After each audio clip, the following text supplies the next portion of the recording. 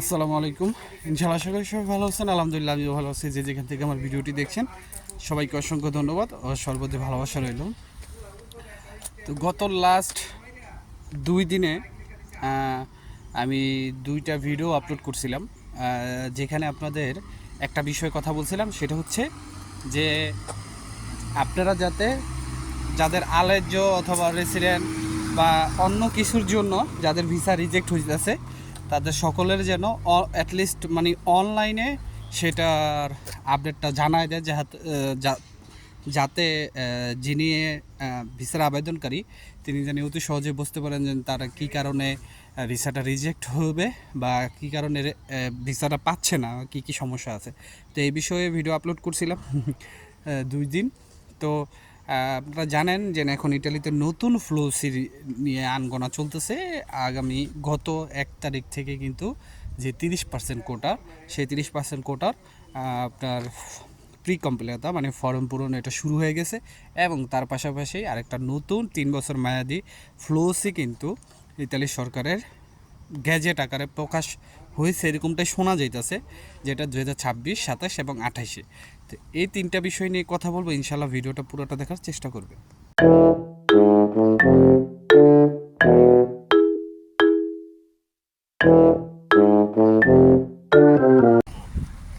তো সব কিছুর জন্য আলহামদুলিল্লাহ। প্রথমেই 30% কোটার যে বিষয়টা আমি কথা বলতে চাই, এটা হচ্ছে 2025-এর যে জানুয়ারিতে যেই আবেদনটা, মানে জানুয়ারির দিকে যে আবেদনটা ছিল সেটারই 70%, জানুয়ারি বা ফেব্রুয়ারি মার্চের দিকে যে ক্লিক দিয়েছিল সেখানে 70% পূরণ হয়ে গেছে।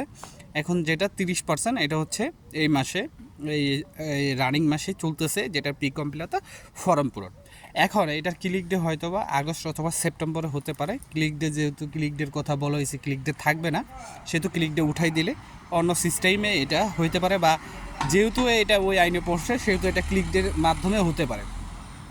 তারপরে আসি যে নতুন যে ফ্লোসি আপনার 3 বছর মেয়াদি, সেটা হচ্ছে আপনার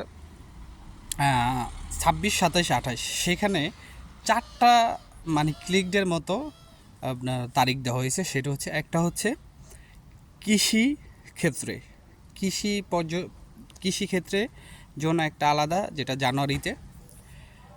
ট্যুরিস্ট পর্যটন ক্ষেত্রগুলোর জন্য আলাদা একটা, ডোমেস্টিক বা বাসাবাড়ির কাজের বিভিন্ন এগুলা যেটা আছে সেটার জন্য একটা আলাদা ডেট দেওয়া হয়েছে।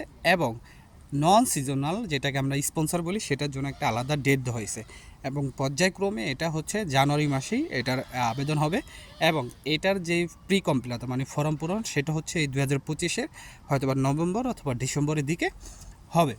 এবং 26 সালের পর 27 সালে সেম ক্যাটাগরিতে সেমভাবে আবেদন হবে, 28 সালও সেম ক্যাটাগরিতে এবং সেমভাবে আবেদন হবে। এখন কথা হচ্ছে, যেহেতু ইতালিতে এপ্রিল মাসে নির্বাচন, সে এপ্রিল অথবা ডিসেম্বরের মাঝামাঝিতে নির্বাচন, সেহেতু এটা আসলে কতটুক পরবর্তী সরকারের অধীনে কতটুকু এটা আপনার থাকে বা না থাকে, এটা হচ্ছে আপনার পরবর্তীতে বোঝা যাব যে সরকার আসবো।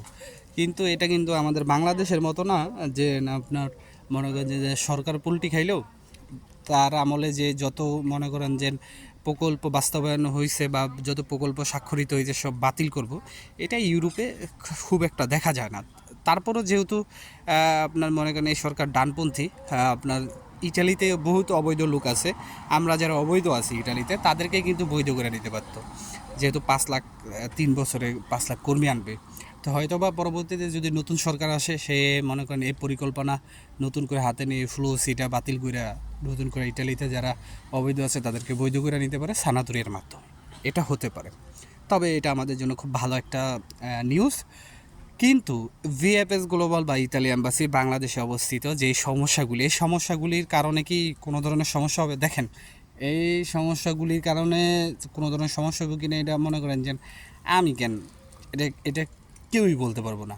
কিন্তু আপনারা যদি একটা জিনিস দেখেন, 2025-এ যারা আবেদন করছেন কয়টা নলস্তা বাংলাদেশের জন্য দেওয়া হয়েছে, এগুলো কিন্তু সাসপেন্ডেড করে রাখা হয়েছে, মানে কিছু অঞ্চলের যেগুলো ওঠেই নাই নলস্তা।